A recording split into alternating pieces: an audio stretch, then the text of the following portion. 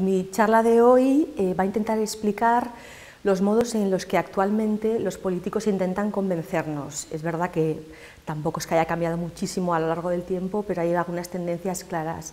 Se ve con estudios a gran escala que tienden a simplificar cada vez más el lenguaje, también a mostrarse en buena medida cada vez más seguros de lo que dicen, sin marcas o pistas que den posibilidad del diálogo y de matizar. Y en último lugar también querré fijarme en el modo en que trabajan con el lenguaje figurado, con las metáforas, es decir, con proponer entender una realidad compleja, abstracta, como es la política, en términos muy concretos, como pueden ser términos de enfermedad y muerte. Y como ejemplo trabajaremos hoy con la metáfora del cordón sanitario, que se ha utilizado muchísimo para proponer frenar ciertos movimientos políticos, en este caso de ultraderecha, tratándolos como si fueran enfermedades y como si estuviéramos en un estado de alerta. Bienvenidos a todos. Tenemos la penúltima charla del programa de Jaquín Miña y hoy nos va a dar la charla Inés Orza. Ella es doctora en Lingüística e investigadora del Instituto de Cultura y Sociedad del Centro Investigador Interdisciplinar en Humanidades y Ciencias Sociales de la Universidad de Navarra. Trabaja en el proyecto Discurso Público, que se ocupa fundamentalmente de estudiar las estrategias de argumentación presentes en diversos discursos políticos, periodísticos e institucionales de relevancia pública. Sus trabajos se han ocupado sobre todo del estudio del lenguaje figurado y de la comunicación no verbal, con especial atención a los gestos coverbales. Y hoy nos va a hablar sobre cómo nos convencen los políticos, sobre el lenguaje verbal y el lenguaje no verbal. Y como decíamos, más a punto no ha podido llegar, no puede ser, con todo el montón de noticias que tenemos en torno a la política en las últimas semanas. Así que disfrutad de la charla y de verdad cualquier pregunta que tengáis, pues cuando queráis, ¿de acuerdo? Todo tuyo. Muchas gracias, Sandra. Y gracias a todos por estar aquí. Hombre, ya sé que venís un poco obligados, pero yo espero que este rato realmente merezca la pena para vosotros. Yo realmente estoy encantada de estar aquí. Pues como decía Nora, sí, en un proyecto como en el que yo trabajo, en un equipo de investigación como en el que yo estoy, tenemos material para analizar prácticamente todos los días.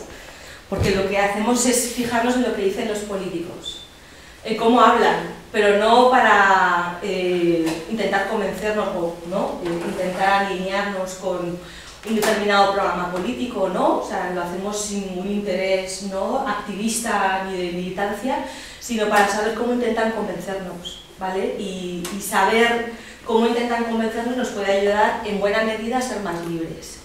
Ya sabéis que hay mucho político ¿no? que arrastra a ciudadanos, no me refiero al partido de Ciudadanos, sino a los ciudadanos de este país, y es bueno saber qué hacemos cuando estamos votando en determinado partido político, ¿vale? Entonces, dentro de poco tiempo os tocará votar, dentro de pocos años, y es bueno, creemos, desde mi proyecto, saber cómo hablan los políticos y qué intentan hacer cuando hablan, ¿vale? Yo ya os he anunciado, o lo digo ya en el título, intentan convencernos, y ya sé que vosotros también esto lo sabéis, ¿vale? Pero yo quiero preguntaros, ¿alguien me puede definir?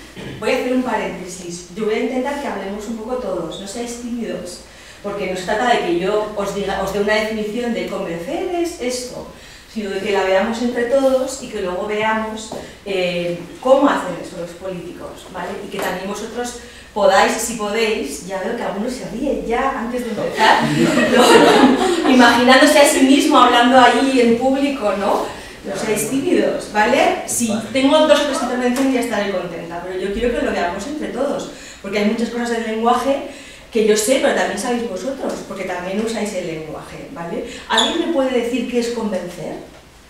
Yo qué sé. Imaginad que aterriza aquí un marciano que no sabe, no conoce la palabra convencer. Sí. Influir en la opinión de otros. Efectivamente, me gusta mucho esa idea de influir en la opinión de alguien. Quien intenta convencer, intenta cambiar algo de nuestro pensamiento. O si ya sabe que, digo por ejemplo el político, ¿no? Si ya sabe que el ciudadano piensa como él, intenta reforzarle y decirle, mira, es que esto que tú y yo pensamos está bien, ¿vale? El convencer tiene por tanto una dimensión de intentar influir efectivamente en nuestra cabeza, en nuestros valores, en nuestra ideología. Y luego, en última instancia, que esto sucede mucho en el lenguaje político, también sucede en la publicidad publicidad, que nos quiere convencer de muchas cosas, quieren movernos a que actuemos. En este caso, por ejemplo, a que votemos, ¿vale? Entre otras muchas cosas. En publicidad, el ejercicio de convencer, de persuadir, ¿de acuerdo?, tiene como último fin que uno compre algo, ¿vale? Y si no puedes comprarlo porque el coche, por ejemplo, ¿no?, que te están intentando vender es carísimo, por lo menos que pases toda tu vida deseando poder comprártelo, ¿vale? Entonces, lo que quieren hacer los políticos es trabajar, como digo, con nuestro pensamiento, ¿vale? ¿Cómo lo hacen? La propuesta, y por eso estoy yo aquí, es que el lenguaje es la herramienta central que tienen para convencer, ¿vale? Y de hecho gran parte de lo que hace un político durante toda su vida es simplemente hablar en espacios públicos, ¿vale? Sabemos que trabajar, algunos evidentemente trabajan tomando decisiones en reuniones, revisando dosieres, proponiendo leyes, ¿no? Sabemos que trabajan y que tienen sus comisiones, pero gran parte de lo que hacen y de lo que en realidad les supone votos es hablar, ¿de acuerdo? Por tanto, cada vez que hablan tienen una oportunidad para convencernos, ¿vale? Si tenemos en cuenta, por tanto, que el lenguaje es el gran poder, la gran herramienta que tiene el político, vamos a fijarnos en lo que hace con él. Y yo quiero explicaros y proponeros también algunos pequeños análisis, ¿vale? Primero os voy a explicar, ¿vale?, porque creo que tiene interés y porque hay estudios muy recientes que han demostrado algunas cosas muy interesantes. Os quiero explicar algo que ya sabéis, y es que el lenguaje sirve para entrar en contacto con otro, ¿vale? Y toda la descripción que hemos dado para qué es convencer va precisamente en esta línea, ¿vale? Un aspecto interesante que algunos perciben, otros de manera igual no tan clara, pero que se ha podido demostrar científicamente, ¿vale?, es que, y las ideas clave, ¿no?, de cómo nos convencen los políticos las voy a poner siempre en la parte de arriba de la pantalla, ¿vale? Y luego lo que pongo de la diapositiva son ejemplos o estudios o casos que también miramos, ¿no? Primer aspecto que se está demostrando científicamente es que los políticos hablan de manera cada vez más sencilla. Dicho de otra manera, cada vez construyen mensajes más simples, ¿vale? Del tipo España va bien, España va mal, ¿de acuerdo? O en el caso de Trump, por ejemplo, we need to make America great again. Vamos a hacer América cada vez mejor, ¿vale? Entonces, ¿cómo se ha podido en parte demostrar o cómo se está trabajando en esto? En que nuestros políticos dicen cada vez cosas más sencillas. Es decir, nosotros estamos esforzándonos en nuestra vida diaria, vosotros os estáis esforzando en escribir redacciones complejas, en trabajar con oraciones subordinadas, por ejemplo, ¿vale?, y coordinadas, ¿vale? Vosotros estáis intentando trabajar así y os están diciendo que tenéis que escribir con vuestras maravillosas subordinadas, ¿de acuerdo?, las sustantivas de relativo y adverbiales y todo lo que sea, ¿vale? Y va a resultar que los políticos construyen oraciones cada vez más sencillas, ¿vale? ¿Cómo se ha podido estudiar o cómo se ha podido trabajar en esto? A mí, personalmente, no me quiero hacer propaganda, pero es para que veáis un ejemplo súper claro. En la revista Papel del diario El Mundo, en las elecciones de 2015, me pidieron que hiciera un pequeño estudio que replicara, que hiciera lo mismo que habían hecho en el Boston Globe con discursos de presidentes norteamericanos, ¿de acuerdo? Entonces, lo que me pidieron fue que aplicara, esto de aquí es una especie de fórmula, ¿no?, matemática, ¿no?, de análisis de la complejidad de los discursos, que los aplicara a los discursos de los líderes que concurrían a las elecciones de 2015, ¿no? Entonces, Rajoy se nos ha caído por el camino, ¿de acuerdo?, pero seguimos teniendo a Iglesias, Rivera y Sánchez como líderes, ¿de acuerdo?, de los principales partidos políticos. Ahora cabría ver qué es lo que hace Casado, por ejemplo, ¿vale? O en esa época también cabría haber visto lo que hacía Soraya Sáenz de Santa María, ¿vale? Entonces, no me entretengo en explicar la fórmula, pero fijaos en que para ver la complejidad de un discurso, ¿de acuerdo?, lo que se ve sobre todo, ¿no?, es la complejidad o la largura, ¿no?, de las oraciones. Ya sabemos que una oración que tiene dentro otras subordinadas, una oración compleja, ¿no?, es más larga que una oración sencilla, ¿no?, de España va bien. España, que es nuestro país y al que todos queremos o no, ¿de acuerdo? Va bien o va mal, porque, etcétera, etcétera. Eso es una oración muchísimo más compleja. También podemos, ¿no?, trabajar con la largura, ¿no?, con la extensión que tienen las palabras, ¿de acuerdo? Y con la complejidad que tiene en sí la unidad básica, ¿de acuerdo? Entonces, esta pequeña fórmula, este pequeño trabajo matemático lo que hace es rastrear, ¿no?, o buscar el nivel de complejidad que tiene un discurso. ¿Vale? Entonces, para este pequeño estudio yo hice una selección de los discursos más relevantes, ¿vale? Una cantidad importante para que la fórmula no tenga un cierto valor estadístico, ¿vale? Entonces, hice un análisis adaptándola al español, porque esta es para el inglés, ¿no?, de esta fórmula, y lo que se vio, o los resultados, ¿no?, son unos ciertos índices, ¿no?, niveles de lecturabilidad se llama, es decir, cuán fácil sería leer ese texto, ese discurso, si lo tuviéramos por escrito, ¿vale? Entonces, cuanto más baja la puntuación, más fácil es de leer ese discurso, más fácil es de entender, porque tiene menos complejidad sintáctica, oracional, palabras y demás, ¿vale? Lo que también se propone en este tipo de estudio es una relación entre el nivel de complejidad del discurso y la edad, ¿de acuerdo? Ay, perdonad, es al revés, ¿de acuerdo?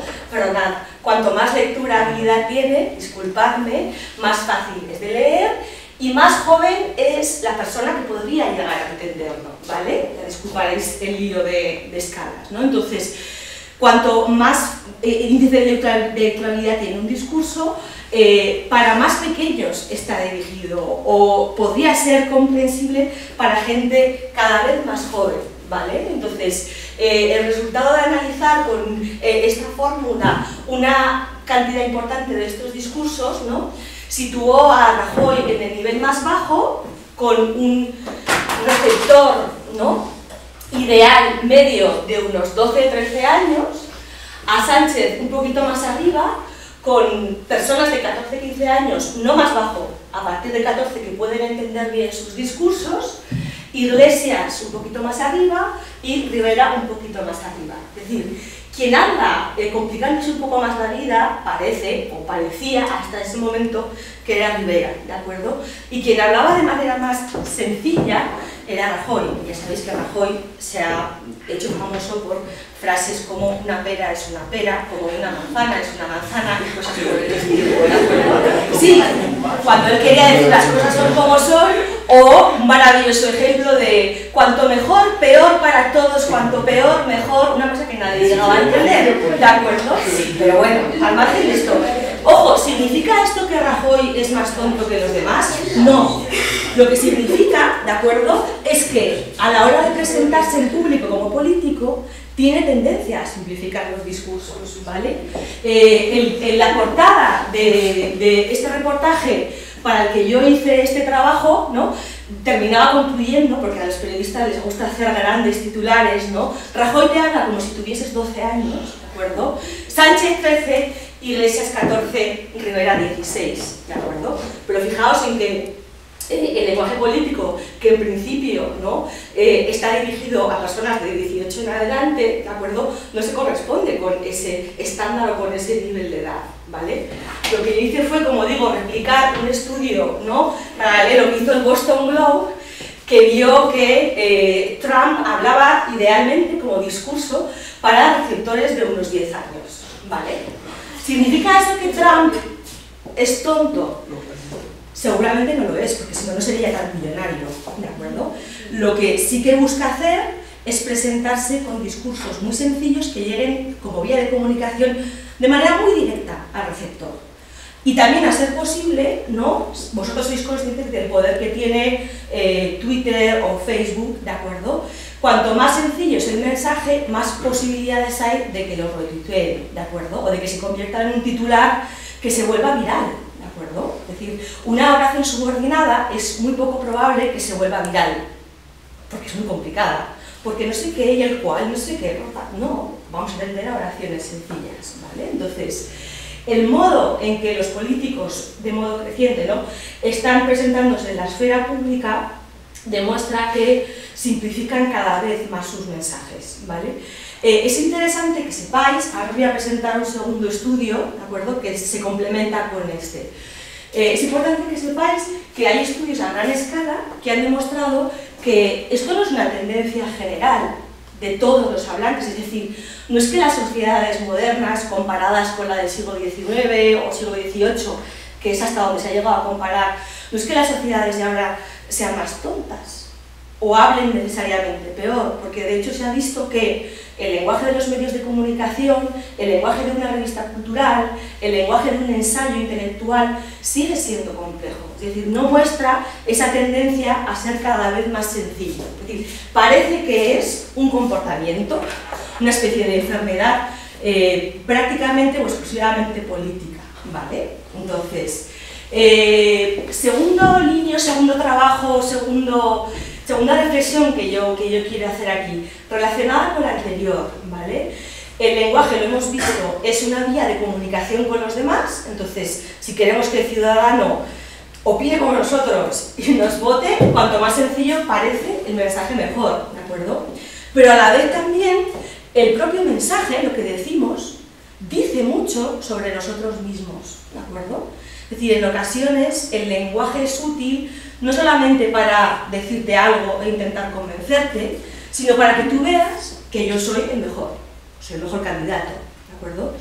¿Por qué se busca o se trabaja mucho en la ESO, por ejemplo, y luego se hace en bachiller, el que vosotros seáis capaces de escribir bien? ¿O por qué se busca que seáis capaces de hacer exposiciones orales? Pregunto. ¿Por qué? ¿Para aprender a expresarnos bien? Bien, eso tiene valor en sí mismo, ¿no? Porque es bueno expresarse bien. ¿Pero por qué es bueno expresarse bien? Porque a la hora de ir a un trabajo, si todo el currículum lo tienes mal escrito, vas a tener menos posibilidades de que lo tiene bien escrito. Efectivamente. Para empezar, el valor así como intrínseco, es que cuanto mejor te expresas, en principio más claridad de pensamiento tienes. Digo en principio, ¿vale? Porque, a ver, Trump, pues no sabemos, ¿no?, qué calidad de pensamiento tiene. Pero un valor importantísimo es el de que el lenguaje, el modo de expresión, es nuestra carta de presentación. El ejemplo típico es ir a una entrevista de trabajo. Entonces, me gusta mucho el ejemplo del currículum, porque es verdad, si tiene faltas de ortografía, ¿a dónde vamos? Yo voy a contratar a este. O si tengo posibilidad, ¿no?, entre otros candidatos que me han presentado un currículum ideal, perfecto, voy a coger a este, ¿vale? Pero ojo, para cuando llegan a ver tu currículum, igual es más importante cómo les hablas tú, cómo te presentas tú todo entero, ¿vale? Es decir, cómo hablas, cómo construyes las frases, si no te quedas callado, si no titubeas, si no te quedas en silencio, ¿vale? Si no utilizas exclusivamente palabras como cosa, hacer, sitio y cosas por el estilo, ¿vale? Entonces, el valor del lenguaje como herramienta para construir la propia imagen es enorme. Y en ocasiones, votemos o no a un político, importa mucho también qué reputación tiene. Hay gente a la que yo no votaría, pero que igual razonablemente me cae bien, ¿de acuerdo? Y en esas encuestas maravillosas de la imagen de los políticos, no necesariamente está más arriba el que más votos tiene, ¿vale? Pero es bueno, importante construir esa propia imagen, ¿vale? Entonces, no os asustéis porque además yo tampoco soy, yo soy de letras, entonces yo también este tipo de gráficos cuantitativos, pues bueno, les tengo cierto respeto. Un estudio que complementa, ahora voy a explicar lo que intento explicar aquí. Un estudio que complementa al anterior, ¿vale?, que se relaciona directamente con el anterior. Los políticos, ¿no?, esta sería como la segunda gran idea que yo os quiero transmitir aquí hoy, se muestran cada vez más convencidos de lo que dicen, ¿vale? Es decir, a la hora de decir algo del tipo, hoy hace un buen día, ¿de acuerdo?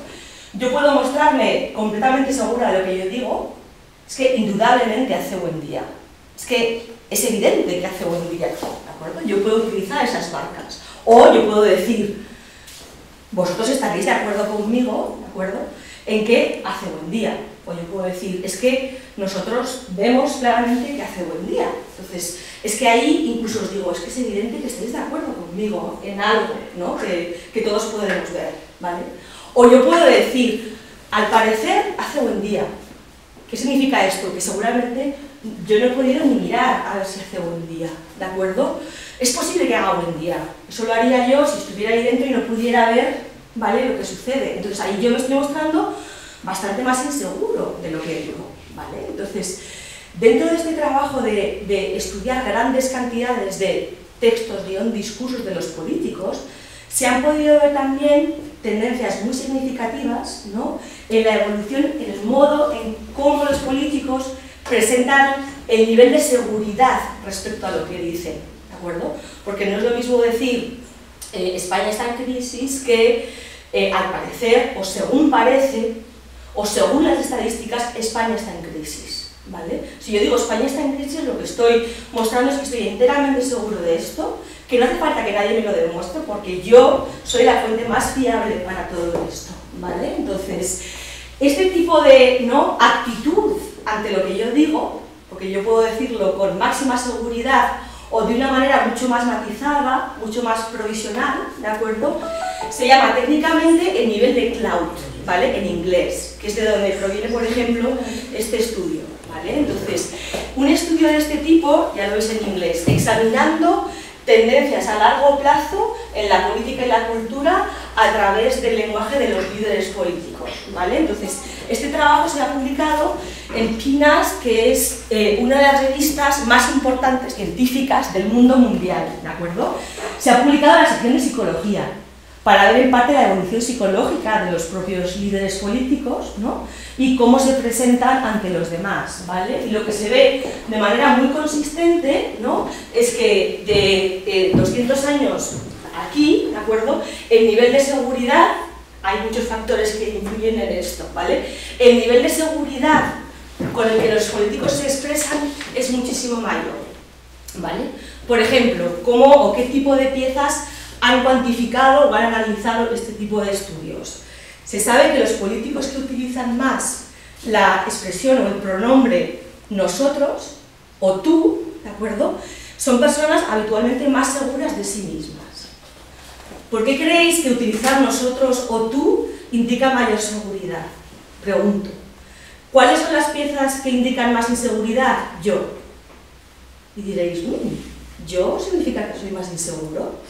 Si un político utiliza mucho yo, ¿es un político más seguro de sí mismo? Os pregunto, ¿creéis que sí? Hoy, por ejemplo, Sánchez ha dicho, no quiero dejar, y ya aquí, de verdad, os aseguro que mi afiliación política es vaga y precisa, ¿vale? No es que yo sea amiga o contraria a Sánchez, ¿no?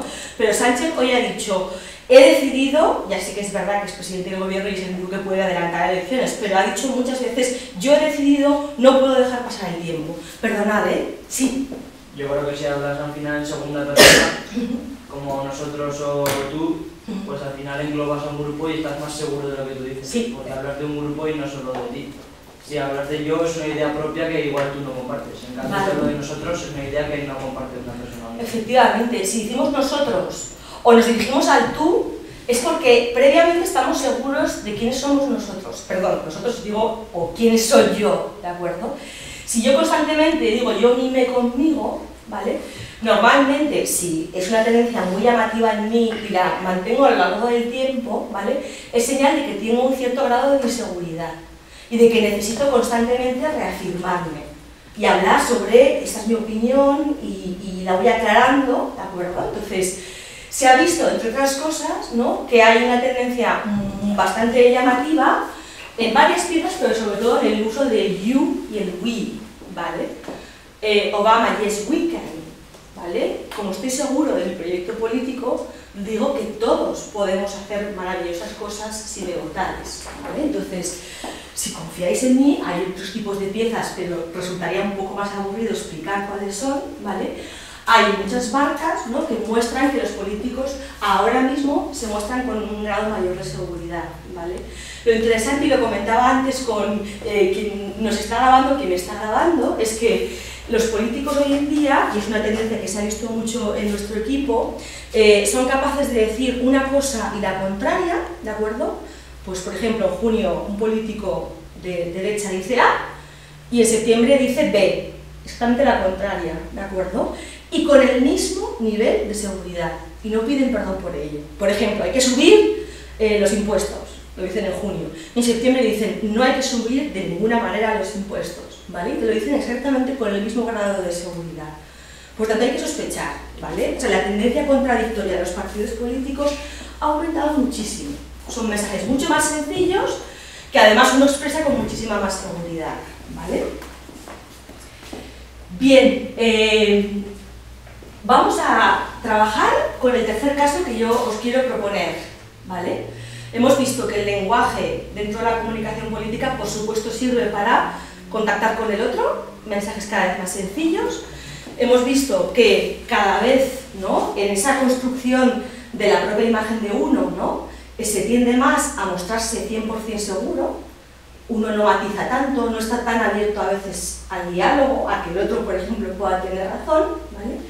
Y tres, la parte que más me gusta a mí como lingüista, como persona que trabaja con el lenguaje, es cómo las palabras, o el poder que tienen las palabras para hacernos ver la realidad de una determinada manera. Es decir, dependiendo de las palabras que usemos o que usen con nosotros, en ocasiones estamos viendo la realidad con unas gafas de un tipo y no de otro. ¿De acuerdo? Ya sabéis que si yo pongo unas gafas, automáticamente no veo como vería naturalmente. Y puede ser gafas de cerca, de lejos, de colores, ¿de acuerdo? O puede ser un filtro en general, ¿vale?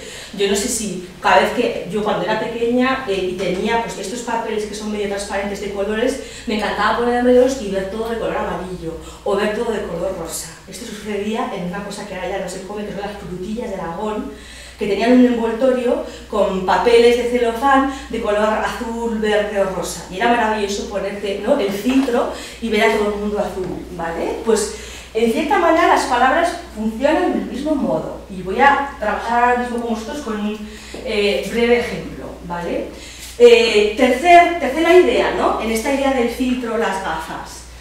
Los políticos usan metáforas constantemente. ¿Metáforas? Pregunto. ¿Utilizan metáforas? ¿Alguien me puede dar un ejemplo de metáfora? Sea política o no, seguramente no será política. ¿O os han hablado alguna vez de una metáfora? ¿Qué es una metáfora? Sí. ¿Dónde os han hablado de metáforas? ¿En biología? No. ¿Dónde? En lengua, en poesía, por ejemplo. ¿Alguien me puede dar un ejemplo de metáfora? Es que claro, era el listado de cosas que había ahí en la poesía. ¿Alguien me puede dar, sin timidez alguna, un ejemplo de metáfora? Yo tengo alguno, de los que creo que habréis oído hasta ahora, pero me gustaría que alguien igual propusiera algo. ¿Os estoy pidiendo que seáis poetas? No, porque lo que quiero mostrar aquí es que todos usamos metáforas, constantemente, y los políticos también, porque son personas humanas, como todos los demás. ¿Una metáfora? ¿Una metaforilla? ¿Una metaforazo? ¿Algo? A ver, aquí está pensando, señalan, pregúntales a ellas. Porque me citabas a mí. ¿Una metáfora? ¿En literatura? ¿Algo parecido a una metáfora? Mira qué bien, por lo menos la definición la tenemos. Mira, una metáfora, nos explican en literatura, es una comparación, pero sin el cómo. ¿Y cómo se hace una comparación, pero sin el cómo? Pregunto. Como lo de tus ojos son como mares, pues tus ojos son mares. Vale, entonces, yo puedo decirle, ¿no? Imaginad, ella diciéndole a él, enamorada perdida, ayer fue San Valentín, tus ojos son mares, ¿de acuerdo? Cuando tú le dices a alguien, tus ojos son mares, literalmente eso es aceptable, es decir, ¿sale agua de sus ojos? No, ¿de acuerdo? Si tú dices, tus ojos son como mares, al menos podemos aceptar eso como verdadero, porque dices, mira, son tan bonitos que me recuerdan a mares, ¿no? Pero lo que hacemos cuando trabajamos directamente con una metáfora, sin el cómo, es decir algo que no tiene sentido, que no podemos interpretar literalmente, ¿vale? Entonces, la metáfora, entre otros mecanismos, entre otros recursos, ¿no?, construye el lenguaje figurado, lenguaje imaginativo, ¿de acuerdo? Es decir, estamos diciendo a alguien literalmente que tiene mares en la cara y lo que tiene en realidad son unos ojos, seguramente ¿de qué color? Azules, ¿vale? Es decir, cuando establecemos una relación entre dos cosas, entre los ojos de mi amado y un mar, lo que hay es una semejanza formal, es decir, es que son azules, ¿vale? O azul verdoso, o turquesa, ¿vale? Pero evidentemente alguien que tiene los ojos marrones no tiene mares en la cara, ¿vale? No voy a decir que tiene, porque yo misma tengo ojos de color marrón, ¿vale? Entonces, Las metáforas con las que trabaja muchas veces la literatura, ¿no? Y que habréis visto, son por ejemplo aquellas que usamos para describir al amado o que usa el poeta para describir a la amada, ¿vale? Entonces, yo aquí os he puesto un ejemplo, y de hecho, los propios emojis, lo que a veces usamos en WhatsApp, son metáforas visuales, es decir, nadie tiene estrellas en la cara, ¿de acuerdo? ¿Qué significa este emoji o como lo queráis llamar, este icono? ¿Qué significa? Cuando ponéis a alguien, ¿no? Cuando ponéis a alguien esto, ¿qué queréis decir? ¿O cuál es vuestra actitud? ¿O cuál es vuestro estado de ánimo? Algo como de fama, ¿de acuerdo? Es decir, alguien guapo, famoso, brillante, tiene ojos en la cara, ¿no? Los poetas, ojo, antes de que llegan a esto, los poetas hablaban de las estrellas de la cara de la amada, ¿de acuerdo? De esas estrellas que yo no puedo dejar de mirar. Y nadie tiene estrellas en la cara, ¿de acuerdo? Estos son metáforas, o este es un ejemplo espantoso, digo el visual, porque es el único que he encontrado en el que hubiera realmente perlas, ¿no? Cuando alguien habla, o el poeta habla de las perlas de la boca de la amada, mira, ojalá tuviéramos perlas que pudiéramos vender y sacarnos un dinero, pero lo que tenemos son dientes, ¿vale? Y evidentemente lo que estamos haciendo aquí, ¿vale?, es comparar dos cosas, claro que sí, ¿vale? Lo que hacemos, por ejemplo, en la descripción del amado, ¿no?, es ver las partes del cuerpo del amado, por ejemplo, la cara, elementos de la cara, ¿no?, e intentar, ¿no?, verlos a través de una imagen bonita, evidentemente positiva, ¿no?, como puede ser joyas, astros, ¿no?, esmeraldas de la cara, esos son ojos verdes, las perlas de la boca, las rosas de tu cara, que suelen ser, ¿no?, a veces los mofletes están rojos, ¿vale? Yo qué sé, eso es una metáfora, ¿vale? Lo que estamos diciendo literalmente no es aceptable, pero todos entendemos, ¿no?, no es aceptable literalmente, pero todos entendemos claramente a qué aluden, a qué hacen referencia, ¿vale? Es una comparación, pero sin el cómo. No digo que los ojos de tu cara son como estrellas, sino que directamente digo que tienes estrellas en la cara, o que tienes perlas en la boca, ¿vale? En buena medida, yo quiero que veáis, y aquí os pongo un ejemplo, ¿no?, cómo el uso de metáforas, es decir, el comparar unas realidades con otras y proponer llamar a los dientes perlas, o proponer llamar a los ojos mares, o esmeraldas, ¿de acuerdo?, o estrellas, ¿vale?, supone proponer que miremos a la amada de esta manera, ¿vale? Es decir, si en lugar de decir a alguien tienes esmeraldas en la cara, decimos tienes lechugas en la cara, ¿vale?, es igualmente verde. ¿Por qué no vale decir, si tú estás absolutamente enamorado o enamorada de tu amor, ¿por qué no le puedes decir que tiene lechugas en la cara? Pregunto. Si son verdes, ¿por qué no? Porque no son bonitas, las esmeraldas son bonitas, ¿de acuerdo?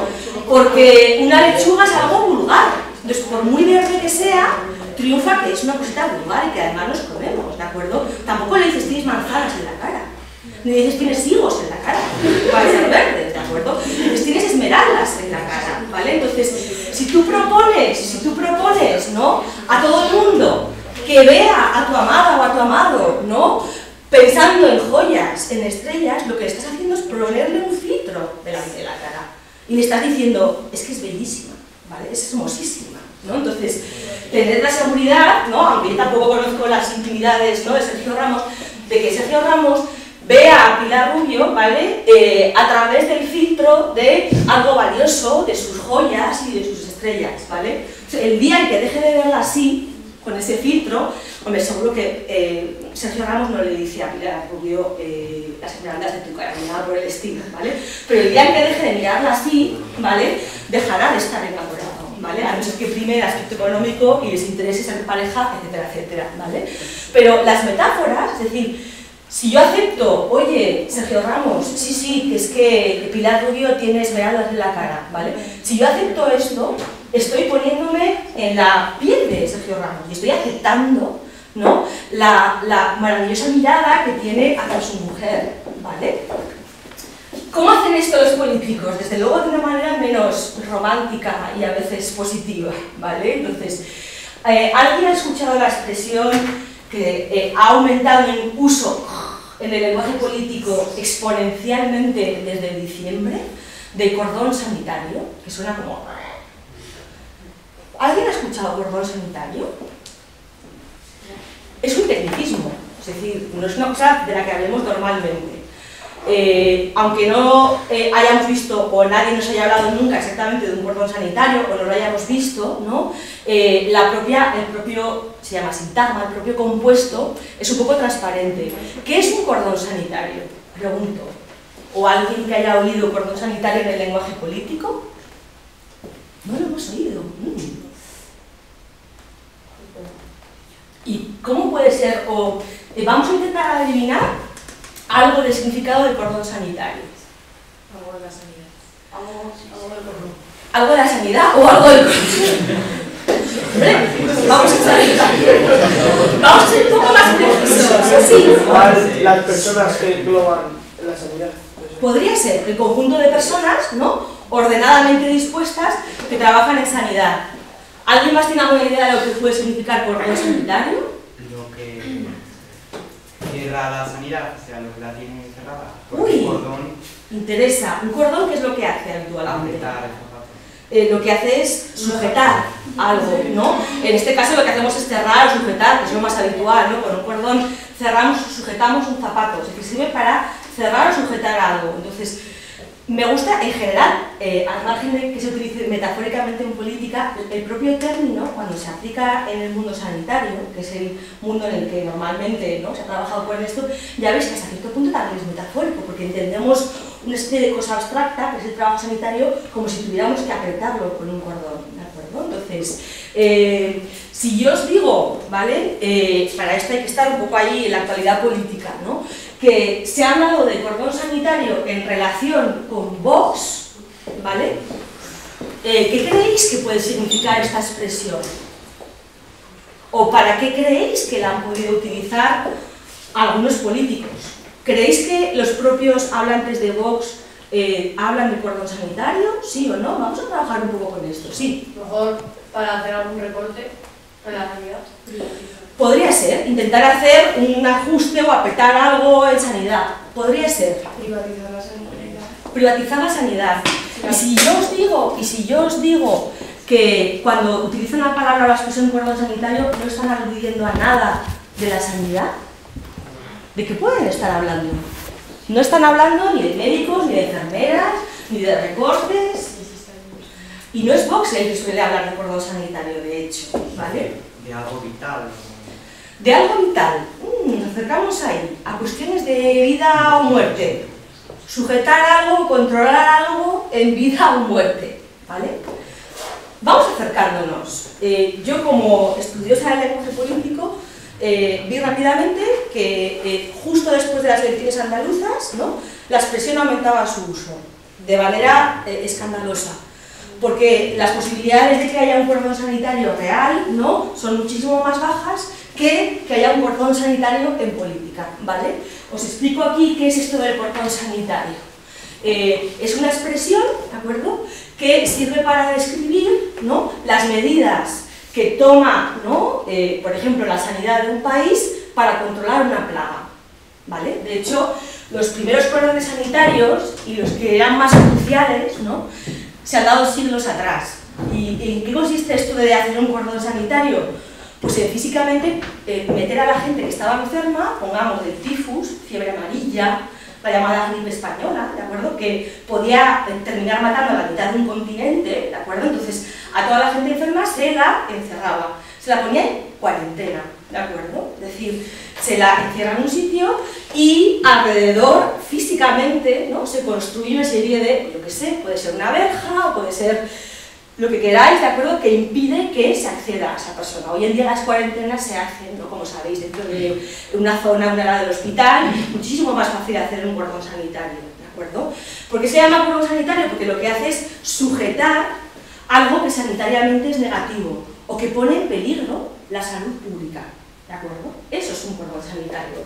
Hoy en día, si hubiera que construir un cordón sanitario, ¿no?, ya no se llevan tanto. En mi época, cuando tenía vuestra, se llevaban muchísimo las películas estas de epidemias, estallidos, del ébola, ¿no?, en los que de repente, ¿no?, la mitad de los personajes de la película se morían. Entonces, lo que veíamos como cordón sanitario no era una especie de verjita, sino a gente, ¿no?, que construye una carpa y donde meten a los enfermos. Y cualquiera que entra a ver a los enfermos tiene que ponerse un traje especial que luego se desinfecta. Entonces, la angustia de la película era que aún se le rompía el traje, entonces le entraba el virus, y era el protagonista. Entonces, ¿no? Entonces, situaciones de vida o muerte, ¿de acuerdo? Y hoy en día la expresión se ha reciclado mucho, como ya no hay tantas epidemias, ni en ellas nos va la vida, es decir, para cuando hay un caso crítico, ¿no?, de ébola, que lo hubo hace unos años, ¿no?, como qué miedo, ¿no?, se utiliza mucho, por ejemplo, para controlar plagas.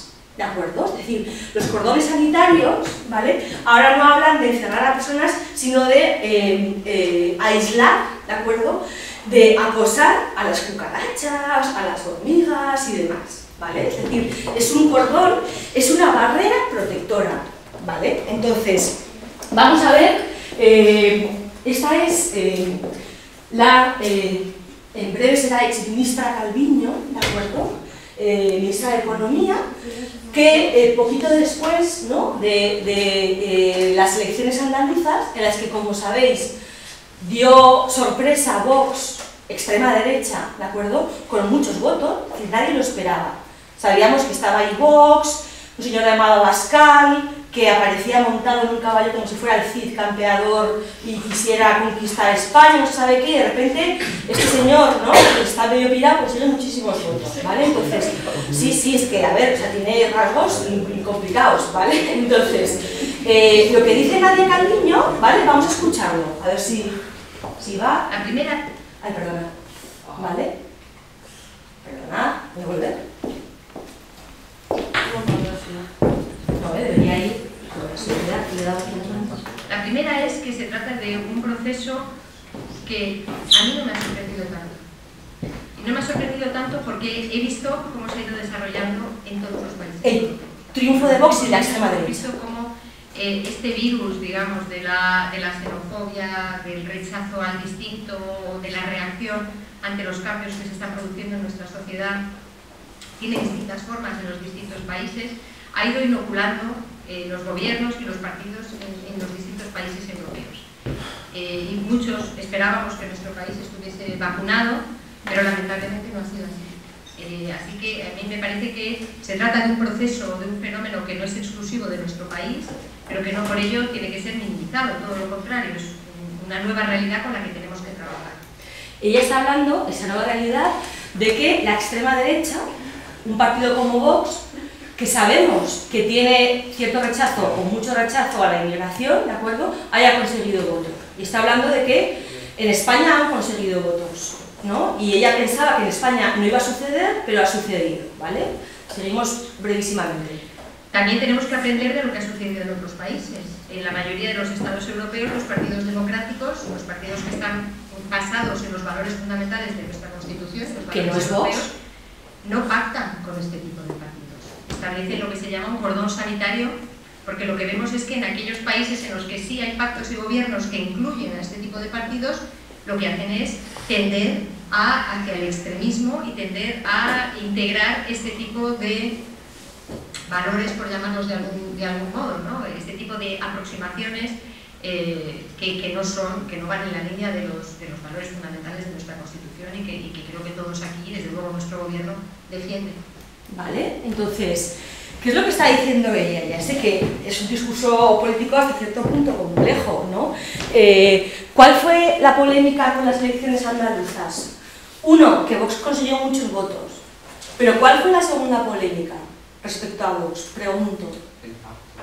El pacto. O sea, es un problema o inquieta que un partido de extrema derecha, con tendencias xenófobas y otras cosas, ¿no?, consiga votos, pero también preocupa, ¿no?, que el nuevo gobierno de Andalucía, que fue el caso, ¿de acuerdo?, llegara al poder apoyándose en votos de Vox, y es lo que ha sucedido. Es decir, que el Partido Popular, Ciudadanos y Vox se han puesto de acuerdo para que gobierne el Partido Popular, ¿de acuerdo? Entonces, una segunda línea de preocupación es que un partido que es democrático, que no es xenófobo, que no es extremista, en principio, como el Partido Popular, haya aceptado felizmente, ¿de acuerdo?, el apoyo de un partido que supone una amenaza para la democracia, ¿vale? Entonces, ¿con qué tipos de palabras habla la ministra Calviño de cómo es Vox y cómo hay que tratar a Vox. Os pregunto, hemos visto el cordón sanitario. ¿Para qué utiliza la palabra cordón sanitario? ¿Qué es lo que estaba describiendo?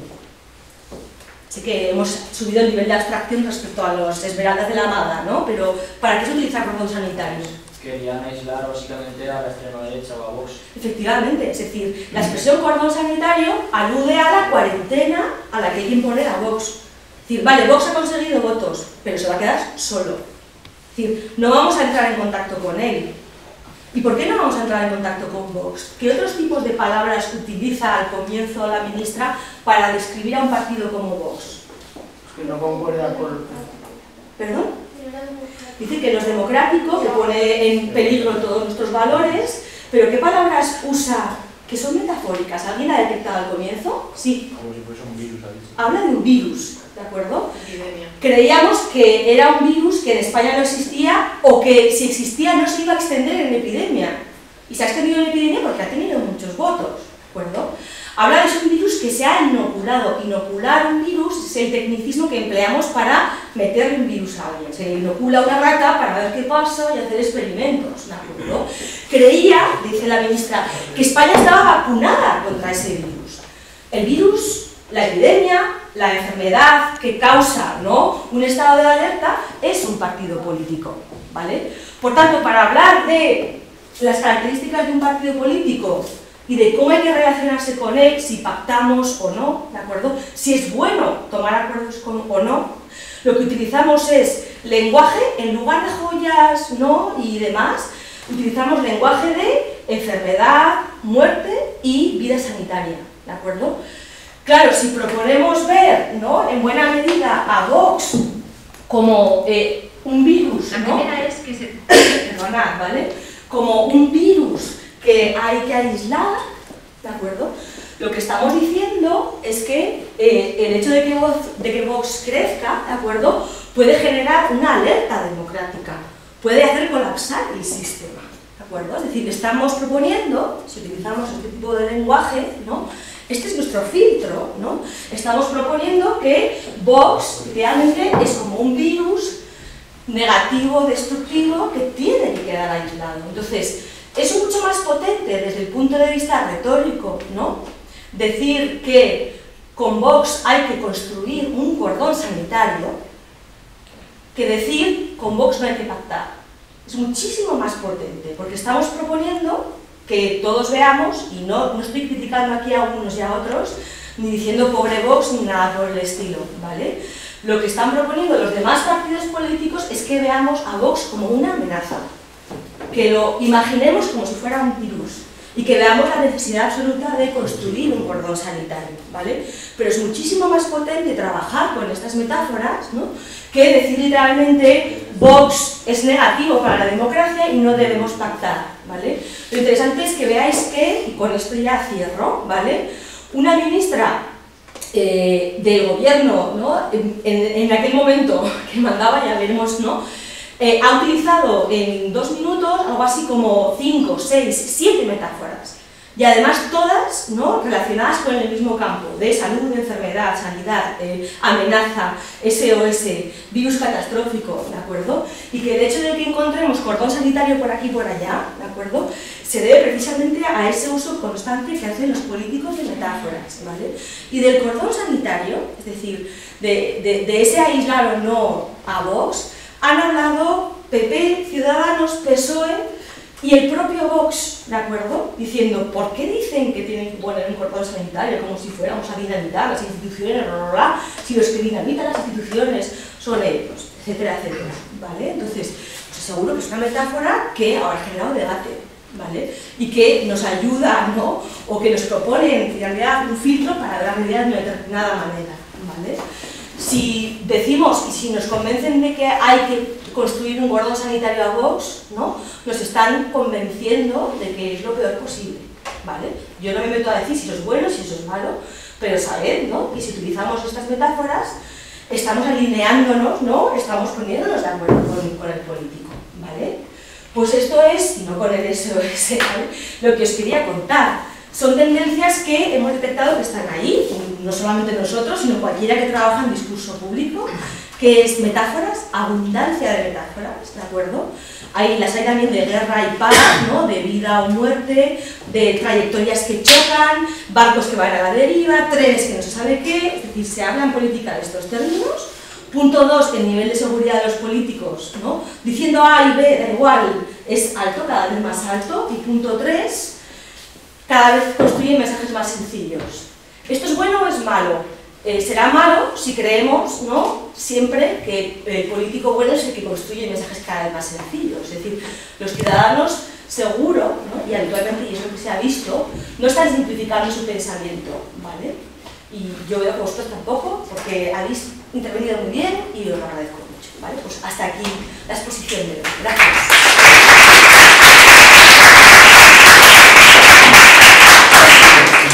¿Alguna preguntita, comentario yo misma?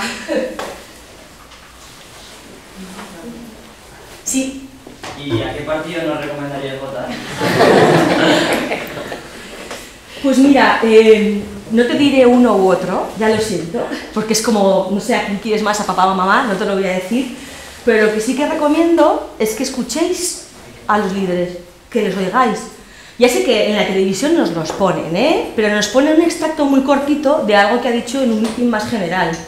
Y lo que yo recomiendo es que también uno vea a lo largo del tiempo qué es lo que dice este señor al que le voy a votar. Porque igual decía A y luego dice B. También recomendaría, pero sí que es aburrido, ¿de acuerdo?, que leáis los programas políticos, ¿vale? Entonces, se sabe, y esto tampoco, ¿no?, que el programa político de Vox es un esqueleto, es hiper sencillo, es decir, no lo han desarrollado mucho, ¿vale?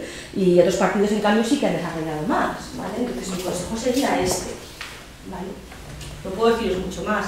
Y, en general, no es que haya que desconfiar de todos los políticos, pero hay que tomarlos con una cierta distancia, porque necesariamente tienen que simplificar las cosas, las presentan en blanco o negro. Es el modo que tienen de llegar a los ciudadanos y de conseguir algunos votos, ¿no? Entonces, ¿significa eso que todos los políticos valen cumplimiento? No, pero hay que saber que necesitan jugar de esta manera para atraer votos, ¿vale? Y que seguramente el ciudadano tiene una opinión bastante más matizada. Ya sé, esto ya va en inquietud personal. Imaginad que yo voto a, imaginad, PSOE, o que voto a PP. ¿Significa eso, si yo voto a PP, que no puedo estar de acuerdo con absolutamente nada de lo que dice el otro partido? ¿Qué pasa? ¿Somos todos? ¿Por qué? O sea, si yo voto a PSOE, automáticamente todo lo que hace PP está mal. Si yo voto a PP, automáticamente todo lo que haga el PSOE está mal. No. Seguramente habrá términos medios y habrá aspectos en los que nos podamos poner todos de acuerdo, ¿vale? Pero eso últimamente no sucede. ¡Chan, chan! Lo he dicho.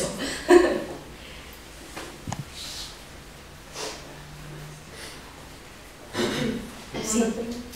No están los discursos siendo cada vez más maniqueístas y hegelianos. Cielos. Maniqueísta hegeliano es discurso de extremos, ¿de acuerdo? Entonces, si cada vez el mensaje es más sencillo y cada vez lo decimos con mayor convicción, efectivamente cada vez las cosas son más blancas o negras. Si yo digo hasta cierto punto, ¿no?, este partido político XXX, si yo digo hasta cierto punto lo estoy matizando. Digo, bueno, puede que en algún caso no sea así. Si yo digo probablemente, posiblemente, y en la segunda línea, ¿no?, de discursos con cada vez más seguridad, esa posibilidad de diálogo se cierra. Y cuanto más sencillo es un discurso, menos matizado es, ¿de acuerdo? Es lo que hemos dicho antes, no es lo mismo decir hoy hace sol que hoy día tal en el que no se sabe nada, vemos que hay luz, ¿verdad? Es decir, cuanto más inviertes en construir un mensaje, más posibilidades hay de que esté matizado, de que no sea extremo, que no sea extremista, blanco o negro. Una pera es una pera y una manzana es una manzana. Pues no, ¿de acuerdo? Ahí vamos. Los ciudadanos deberíamos estar un poquito más matizados, digo yo, ¿no? Y pensar, oye, igual aquel que no votó tiene parte de razón, porque no lo va a tener. Porque no va a hacer bien algo, ¿no? Yo tengo un gobierno que no he votado, que yo no he elegido ya, pero ¿significa que hace todo 100% mal? Pues seguramente no. Otra cosa es que luego tú digas, mira, pero votaré siempre en contra, ya, pero ¿significa que hacen todo mal? ¿Todo es blanco o negro? Si le voto o no le voto, seguramente no, ¿vale?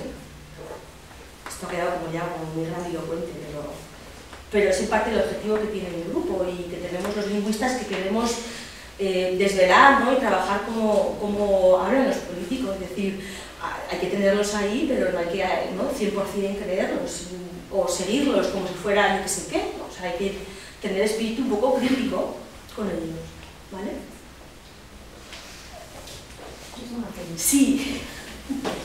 Como experta analizando los mensajes de los políticos, ¿cuál es tu opinión de aquellos enredos en los que se metía Rajoy que ni él sabía lo que decía? Pues tiene que ver, sí, tiene que ver en parte, o sea, en parte es una cuestión de carácter también, de hecho se ha hablado mucho del marianismo discursivo, y es que sí, se ha hablado mucho de ese marianismo, ¿no?, de ese echar de menos porque te decía lo mejor de lo peor, de lo mejor de no sé qué, y si bien para mal y mal para bien. Entonces, él, y con el mejor de los sentidos, es muy gallego y tiende naturalmente a matizar.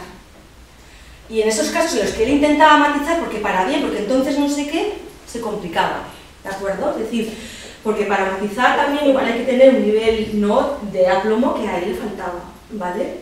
La realidad es que, por lo que se sabe, ¿no?, Rajoy es una persona bastante inteligente, o sea, porque además se sacó una oposición de alto nivel, y desde luego tonto no es. Pero otra cosa distinta es cómo te muestras en la esfera pública. Entonces, en ocasiones él intentaba matizar y se enredaba en el matiz, ¿vale? Creo, no sé, no es fácil construir, pero sí que se hablaba un poco de ese marianismo, ¿no?, de sí pero no, no pero sí, pues será sí pero no, y una pera es una pera y una manzana es una manzana, ¿vale? Es así. O igual también él tenía problemas, se despegaba, creo que tenía tendencia también a despegarse de los discursos que le preparaban, ¿no? Entonces ahí es donde uno a veces se enreda. Estás nervioso, estás en la esfera pública, ¿no? Entonces, así es. Así es.